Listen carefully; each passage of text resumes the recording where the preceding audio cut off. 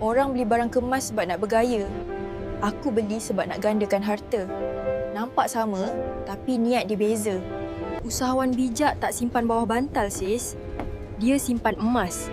Senyap, tapi makin bernilai. Emas ni pelik tau. Lagi banyak kau simpan, lagi ringan rasa hati. Sebab kita semua tahu, zakat tu bukan beban, tapi berkat. Dulu 1 dinar boleh beli kambing. Sekarang pun masih boleh. Tapi RM500. Paling kuat kambing golek untuk majlis kahwin. Aku tak kaya, tapi aku ada aset.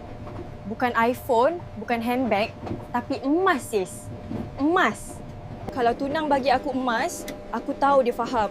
Nilai emas tu sama macam cinta. Tahan lama, tak susut. Emas ni bukan trend, tapi sejarah. Dari zaman Firaun sampai KLCC, still laku, sis.